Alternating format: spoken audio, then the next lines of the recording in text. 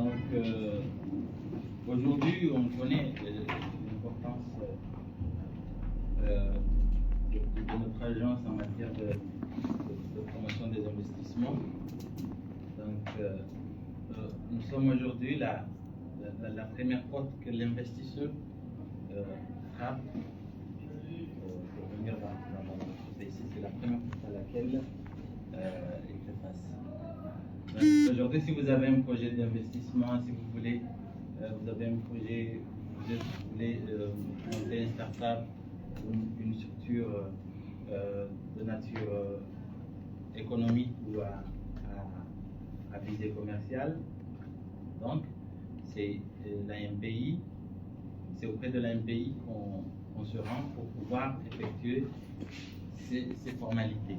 Donc, d'où l'intérêt aujourd'hui de parler de la maîtrise de ces procédures. Mais quand on parle de procédures d'immatriculation ou d'obtention du registre de commerce, on ne parle pas que de la MPI, parce que nous sommes l'interface aujourd'hui, mais il y a d'autres institutions derrière, des organismes partenaires qui concourent à l'obtention de ce registre, qu'on appelle aujourd'hui, c'est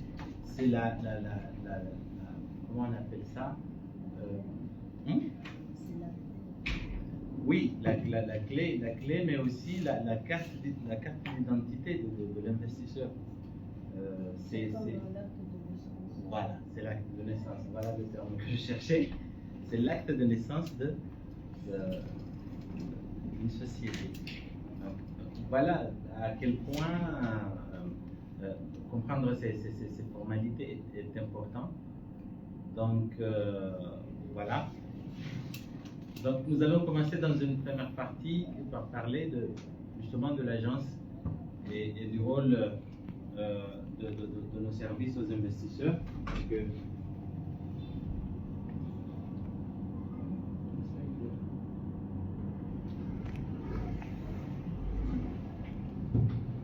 donc, ensuite, nous allons parler des différentes formes juridiques d'entreprise communes. Parce que une fois qu'on a compris le rôle de notre agence et de notre bureau de création d'entreprise, on va se poser la question, quel statut juridique je dois choisir? Quelle forme juridique je dois opter? Quelles sont les questions que je dois me poser avant de me lancer dans l'entrepreneuriat, dans mon projet d'investissement? Et enfin, on va comprendre quelles sont les étapes et le coût liés à ces formalités de création d'entreprise. Voilà. L'agence nationale, c'est une agence gouvernementale qui est mise en place par décret, qui a pour rôle de faire des commandes unitaires d'investissement de commandes. Vous pouvez passer le professeur? Mais avant de...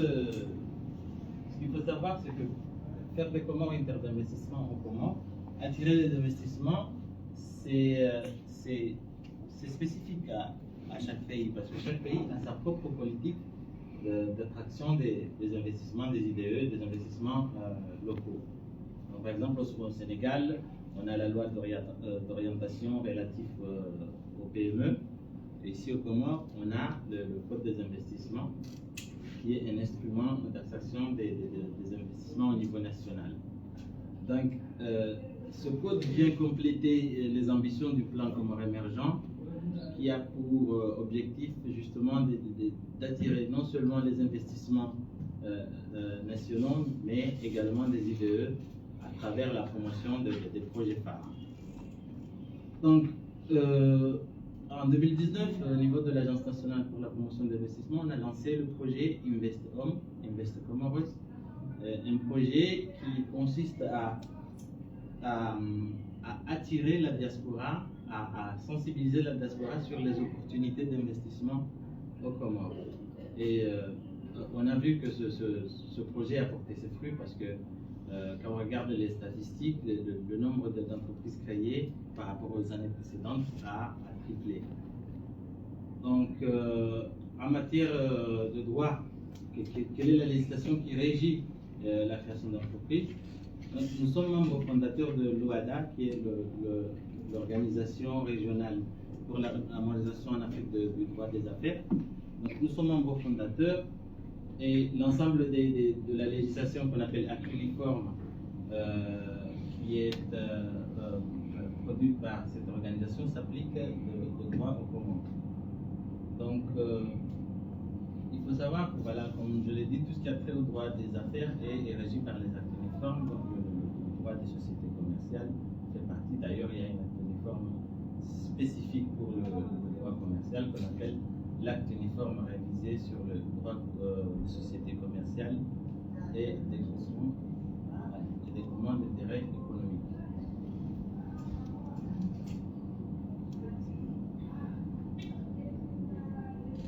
Donc, quel est le rôle de la MPI en matière de structure d'appui ou de soutien au développement économique du pays? Nous avons principalement 3 missions. Il y a la mission de promotion des investissements. Il s'agit de missions de promotion, de sensibilisation sur les opportunités. Quelles sont les opportunités d'investir au Congo? Et ensuite, nous avons la mission de facilitation de suivi des investisseurs, à laquelle je fais partie. On appelle ça le service aux investisseurs.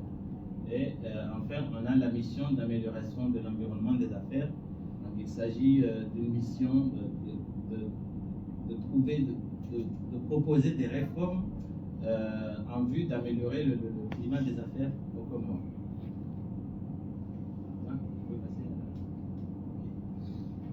Donc, au niveau de notre mission de service aux investisseurs, nous avons un guichet unique qui est un guichet qui rassemble les différentes institutions et organismes liés à la création d'entreprises. Mais au sein de notre agence, il y a 3 bureaux qui concourent à ce guichet. Il y a le bureau des créations des entreprises, il y a le bureau des autorisations spéciales et enfin le bureau des avantages du code des investissements. Donc, le bureau des autorisations spéciales, parce qu'il y a des secteurs réglementés, on appelle des secteurs réglementés, où il y a une réglementation spécifique concernant certains domaines comme l'énergie, la pêche, l'agriculture. Il y a un ensemble de réglementations qui régit et qui nécessite certaines autorisations. Donc, le bureau des autorisations spéciales est là pour faciliter et renseigner le promoteur de projets économiques sur les différentes étapes et procédures pour pouvoir obtenir ces autorisations-là. Ensuite, le bureau de facilitation des avantages du code des investissements, c'est un bureau qui a pour objectif de faciliter l'obtention sur les incitations fiscales et douanières qui sont prévues par le code des investissements. Et enfin, le bureau de création des entreprises auquel je fais partie, nous sommes le bureau qui est chargé de recevoir les déclarations d'activité des entreprises. Donc, il a été créé pour permettre aux porteurs de projets de déclarer la création, la modification ou la radiation d'une entreprise. Donc, toute la vie d'une entreprise doit déjà déclarer. Donc, nous sommes là pour l'accompagner sur son évolution et son épanouissement. Donc, l'objectif du bureau de création, c'est de pouvoir faire ces formalités en un seul lieu, dans un seul document, en un seul paiement et dans un délai raisonnable. Donc c'est ça l'objectif. Donc un bureau et 2 entités. Pourquoi? Parce qu'il y a ce qu'on appelle le front office, c'est l'accueil. Quand vous entrez ici, c'est au niveau de l'accueil, c'est le premier bureau auquel vous faites face. Donc, le front office, c'est un chargé d'accueil qui est chargé de vous orienter, de vous donner toutes les différentes informations concernant, la création d'entreprise, ou la modification, ou la radiation. Donc, ils sont chargés déjà de vous accueillir, de vous informer, de vous donner toutes les informations, et ensuite de vous orienter vers ce que vous désirez. Voilà. Et ensuite, on a le back-office. Donc, il s'agit des agents, des agents qui sont là pour accompagner. Une fois que vous êtes orienté, ils seront là pour vous accompagner dans ces formalités. Donc, si ça concerne la création d'entreprise, il y aura des agents là pour vous demander est-ce que vous avez telle pièce, est-ce que vous avez déjà des statuts.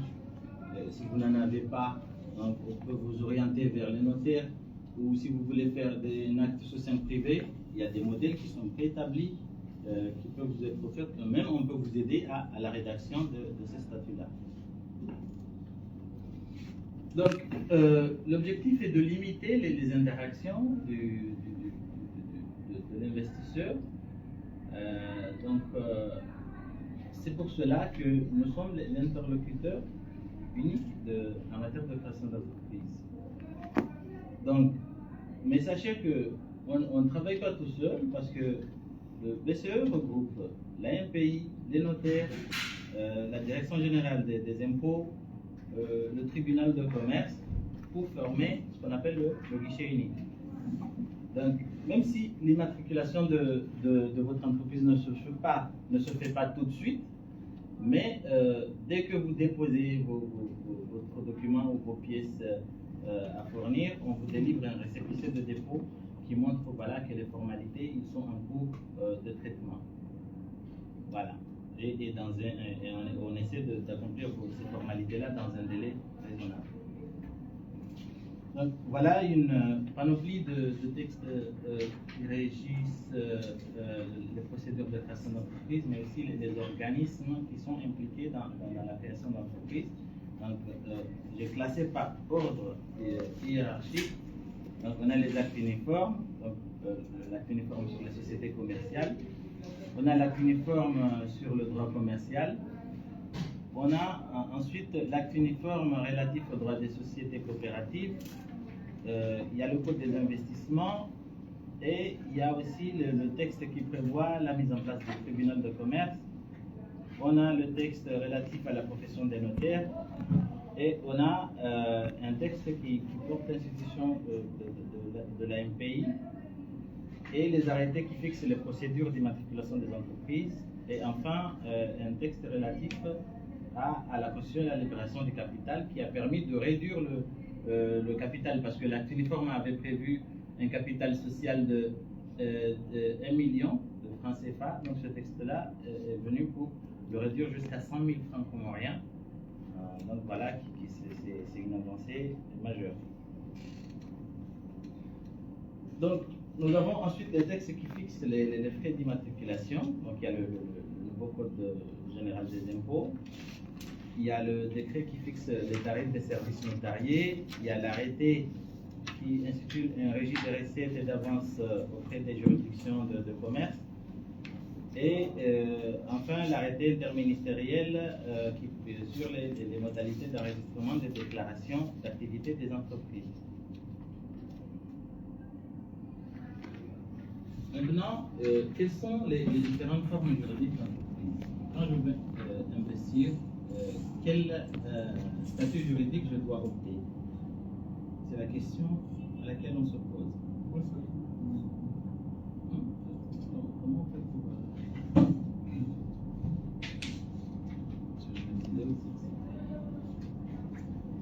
Voilà.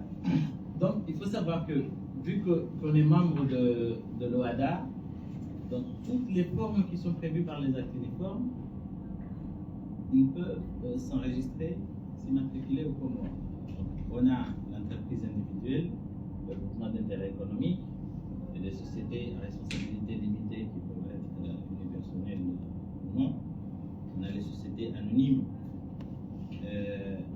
les sociétés en nom collectif, la société en commandite simple, la société civile immobilière ou professionnelle, Et enfin, la société coopérative, qui peut être la société coopérative avec conseil d'administration ou simplifiée.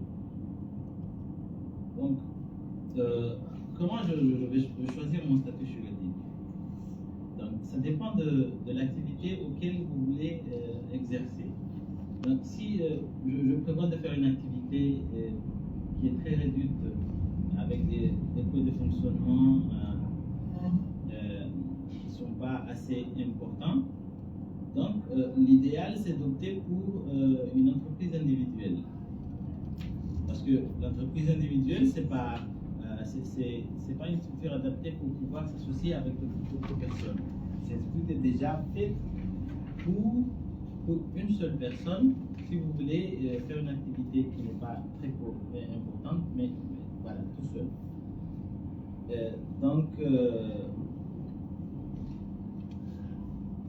Et si vous voulez tout de suite ou demain vous associer avec d'autres personnes, donc vous pouvez choisir d'opter pour une personne morale, donc une société commerciale, parce qu'avec une société commerciale, vous pouvez déjà partager une partie du capital social. Donc on appelle ça les parts sociales. Donc dans une entreprise, il y a 100% des parts. Donc s'il y a deux associés, on peut choisir de partager 50-50. S'il y a trois, vous pouvez, voilà. Vous avez la liberté de répartir les parts sociales comme bon vous l'entendez. Les nouveaux associés, ils vont participer financièrement et aussi au résultat de l'entreprise avec le partage des dividendes, une fois qu'on arrive à réaliser un bénéfice.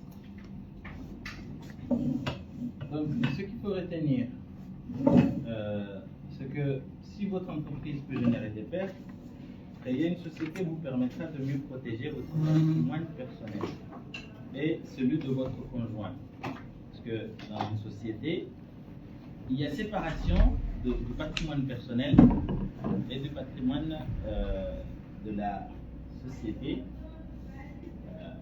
C'est très important de le retenir parce que il y a certaines personnes qui disent voilà, je donne de l'argent à telle société, donc je vais saisir les biens du directeur général de cette société. Donc si vous êtes un créancier, sachez que voilà, vous n'avez pas le droit d'aller saisir les biens personnels du dirigeant social sous prétexte que voilà, vous devez de l'argent à sa société, parce que une fois qu'une société est matriculée, c'est comme une autre personne. C'est une autre personne parce qu'elle a sa propre personnalité morale et juridique. Donc, par contre, dans une entreprise individuelle, il n'y a pas cette séparation du patrimoine. Parce que le patrimoine de l'entrepreneur, il est confondu avec le patrimoine de son entreprise. Donc, il y a des risques. Une fois qu'on décide de se lancer, il est important de savoir ces risques-là. Donc, il faut savoir aussi... Hein? D'accord. Il faut savoir aussi que dans la société, contrairement à l'entreprise individuelle où vous serez soumis à l'impôt sur le revenu des personnes physiques, dans la société commerciale, vous devez payer ce qu'on appelle l'impôt sur la société. Suivant. Donc voilà, je ne sais pas si c'est assez visible, voilà, une petite comparaison des différents statuts juridiques, voilà, autrement. Voilà les avantages, les inconvénients, ce qu'on trouve ici et qu'on ne trouve pas dans tel statut, dans telle forme. Donc, sachez que ici, voilà, quel que soit le type de structure que vous voulez opter, vous pouvez démarrer tout seul. C'est une innovation de l'OADA, c'est de pouvoir constituer une société à responsabilité limitée mais d'être tout seul, unipersonnelle, une société anonyme unipersonnelle. Donc, sauf peut-être pour le groupement économique, il faut être au moins deux personnes pour pouvoir se lancer.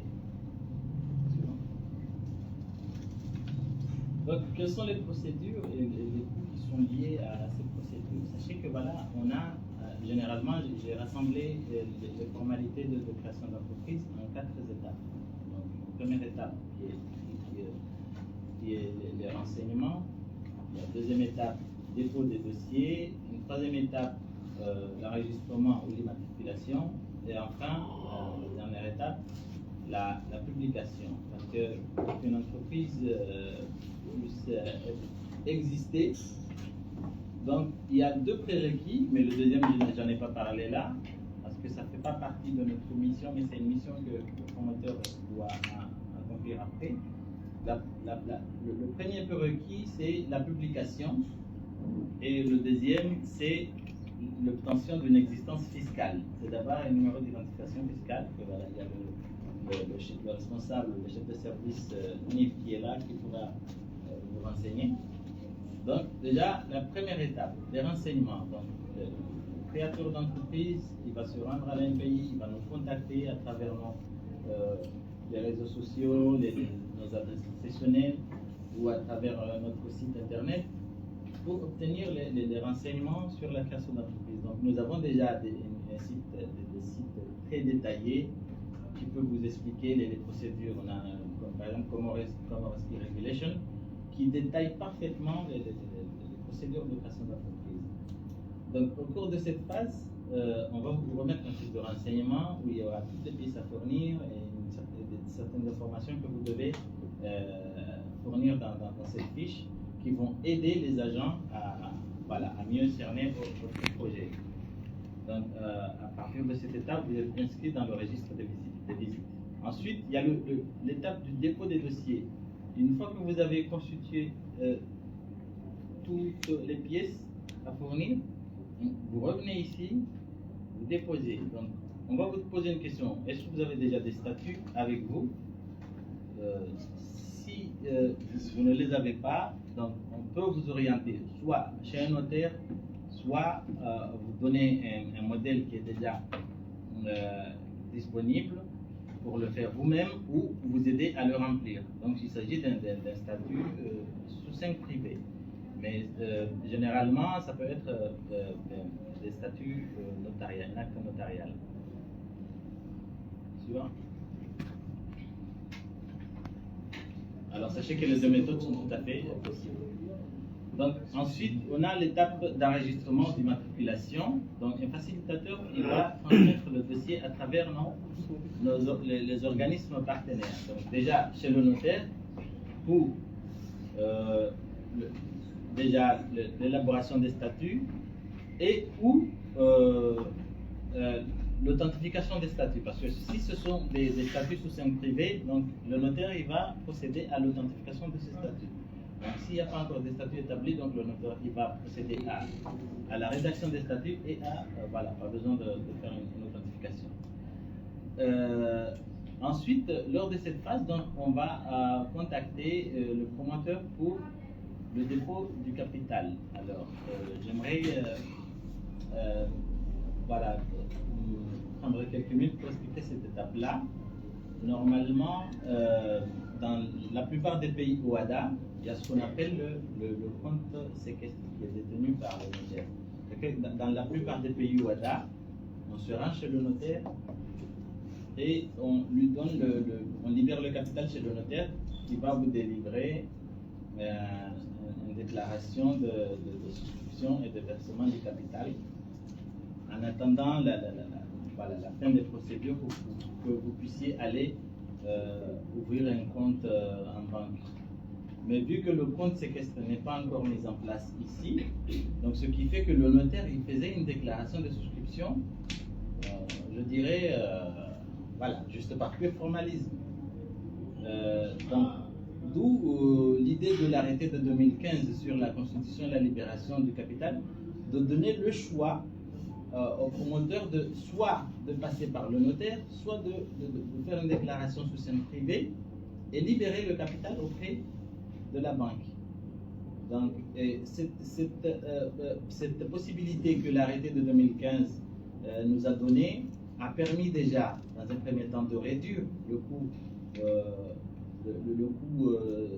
les frais d'immatriculation d'une société et d'accélérer, parce qu'avec plusieurs négociations avec les banques de la place, d'accélérer les procédures.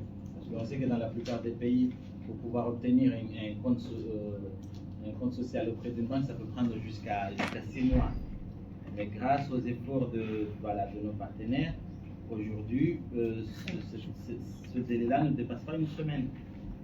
On arrive à avoir un compte d'attente, un compte provisoire, pour pouvoir déposer et libérer son capital. Donc ensuite, les statuts sont envoyés au service de domaine au niveau de la Direction générale des impôts pour l'enregistrement et la position des timbres fiscaux.